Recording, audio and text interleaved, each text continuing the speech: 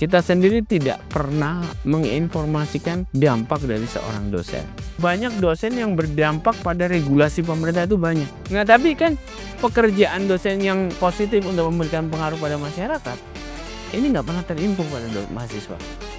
Sehingga mereka tidak melihat, oh ternyata dosen itu bukan cuma ngajar aja gitu.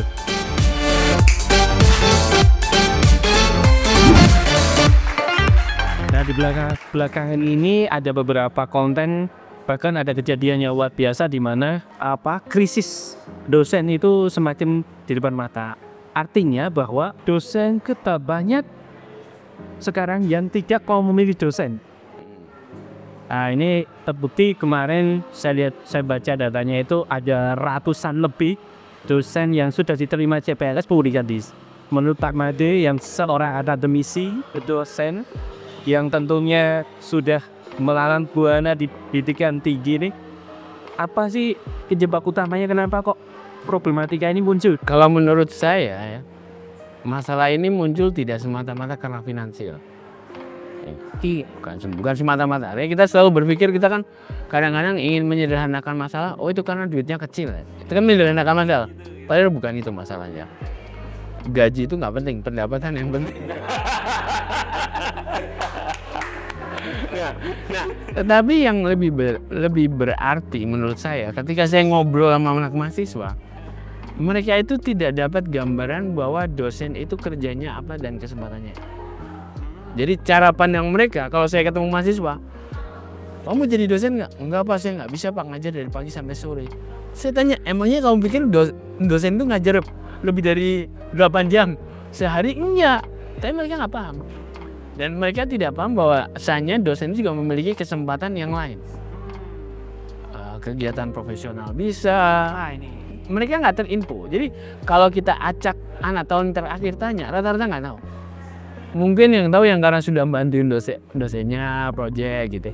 Jadi lebih terbayangkan itu sesuatu yang ngeri-ngerinya aja, riset ya namanya. Iya. Tapi kan dia nggak dapat gambaran. Oke lah, misalnya dosen di kampus X gitu kan, dapat gaji PNS ya gini. Tapi dia bisa jadi mengerjakan penelitian dari lembaga luar negeri, dapat duit lagi ya. Tapi kan itu tidak pernah terinfo. Pertama itu. Kedua, kita masih kentalnya pandangan, ya itu tadi, karena kita di dalam perguruan tinggi. Yang terakhir adalah abdimas. Nah, sehingga abdimas itu bahkan orang kampus selalu difikirkan ada kegiatan yang sifatnya pro bono, gratisan. Padahal di dalam standar dikti pun yang termasuk pengabdian masyarakat, termasuk profesional, memberikan solusi secara profesional training dan lainnya itu termasuk.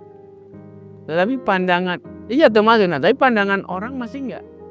Jangankan mahasiswa yang menjadi dosen aja masih yang manas. Jadi ketika ada dosen melakukan kegiatan abdimas, maaf saya profesional konsultan, wah tuh ngobjek tuh, masa dosen ngobjek. Artinya yang salah pandang kampusnya sendiri gitu.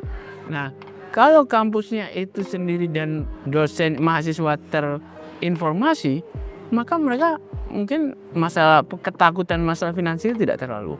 Tapi memang satu hal lagi yang tidak kita hindari adalah persepsi manusia tentang, persepsi orang umum tentang pekerjaan dosen. Gitu. Itu yang sulit ya harus dilakukan. Tapi yang ya itu mungkin sesuai zaman ya, tidak terlalu. Tapi yang saya lihat, karena saya sering ngobrol sama mahasiswa, terutama ketika skripsi, ketika saya lagi memilih skripsi, saya lebih banyak ngobrol nggak jelasnya daripada materi skripsinya. Untuk mendapatkan gambaran mereka kan, rata-rata mereka pandangannya seperti itu. Oh, dosen itu kayak guru sekolah, dari pagi sampai sore ngajar. Saya bilang, wah kalau gitu hebat sekali. Dan administratif banget. Dan administratif. Nah, itu memang administratif itu salah satu PR bagi dikti, bagi seorang dosen. Beban pekerjaan administratif itu masih terlalu besar.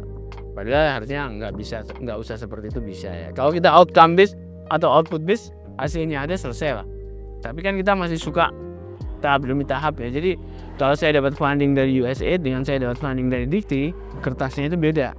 Ini yang mungkin yang menjadi masalah. Nah, kedua, tadi dalam masalah finansial, kedua, kita sendiri tidak pernah menginformasikan dampak dari seorang dosen. Padahal saya paham lah, teman-teman di UGM, di IUI, di mana itu banyak dosen yang berdampak pada regulasi pemerintah itu banyak. Karena tim saya juga termasuk dalam tim penyusun undang-undang. Itu banyak dosen revisi. Akademisi selalu Banyak selalu. Nah tapi kan pekerjaan dosen yang maaf saya positif untuk memberikan pengaruh pada masyarakat, ini nggak pernah terinfo pada mahasiswa. Sehingga mereka tidak melihat, oh ternyata dosen itu bukan cuma ngajar aja gitu. Jadi pandangan mahasiswa itu rata-rata begitu ya. Jadi mereka merasa tidak ingin bekerja sebagai dosen. Nah, ini jika ada orang yang sekarang ini lagi berkeinginan untuk menjadi dosen, atau bahkan dosen-dosen muda nih yang mau sedang mulai meniti karir ini, apa nih? Jadi bagi anak muda sebenarnya kembali lagi bertanya, dia mau ngapain nih? Gitu. Kalau mereka menginginkan sesuatu yang dapat finansial, fleksibel, punya output yang beragam, mungkin dosen adalah pilihan.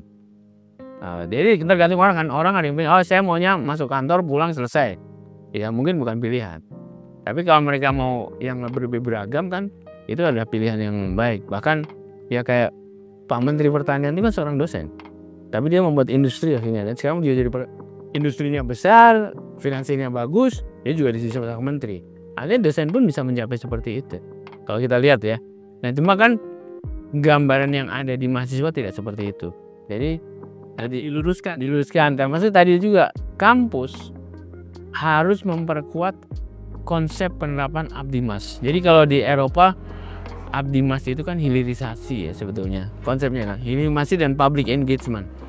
Hilirisasi itu termasuk kita membuat produk yang dimanfaatkan orang. Ya kalau di Eropa istilahnya memakai valorisasi deh, memberikan nilai tambah pada hasil ilmiah kita. Oh yang tadinya hanya menjadi kertas paper, sekarang bisa punya produk. Nah inilah yang sebenarnya Abdimas gitu. Produk itu bisa dikonsum oleh publik dan memberikan manfaat. Jadi ya sebenarnya ya kalau kita kembali lagi tadi ke kampus berdampak kan, yang sebenarnya ingin didorong seperti ini. PTN BH itu harusnya membesarkan BH-nya dalam arti mendapatkan pemasukan daripada hilirisasi dia.